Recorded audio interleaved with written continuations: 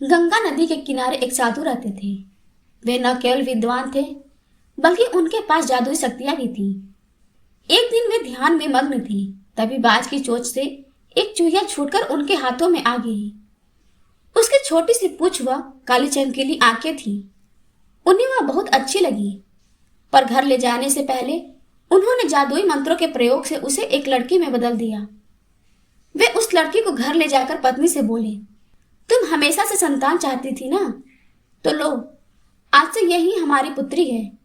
इसे पूरी देखभाल व स्नेह से पालो। साधु की पत्नी भी अपनी पुत्री को देख प्रसन्न हो उठी। वह उसे राजकुमारी की तरह पालने लगी। साल बीतते गए। नन्ही लड़की एक सुंदर युवती बन गई। जब वह 18 वर्ष की हुई तो साधु व उसकी पत्नी उसके लिए वर तलाशने लगे।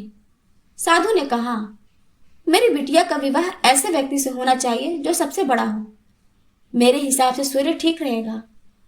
पत्नी ने भी हामी भरी। उन्होंने जादुई मंत्रों के प्रयोग से सूर्य को नीचे बुला लिया। उन्होंने उसे अपनी पुत्री से विवाह करने को कहा, पर पुत्री ने पहले ही न कर दी। वह बोली, पिताजी, यह तो बहुत गर्म है। मैं उससे विवाह करूंगी जो इससे भी बेहतर हो। साधु निराश हो गए। उन्होंने सूर्य से कहा कि वे ही कोई वर सुझाएं।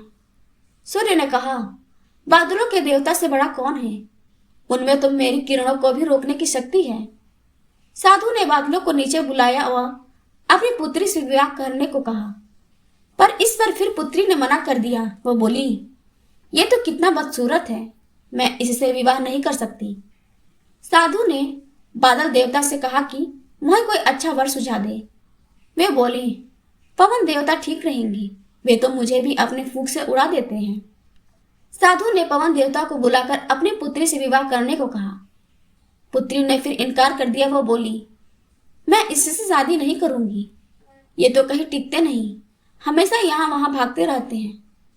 साधु ने पवन देव से पूछा, क्या मेरी पुत्री के लिए ऐसा वर हो सकता है जो आपसे भी बेहतर हो? पवन देव ने कहा कि पर्वत देव मजबूत व ऊंचे हैं, वे मेरा भी रास्ता रोक देते हैं। साधु ने पर्वत देवता से कहा कि वह उसकी पुत्री से विवाह कर ले।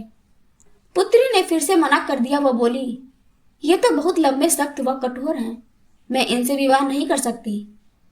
इनसे भी कोई बेहतर चाहिए।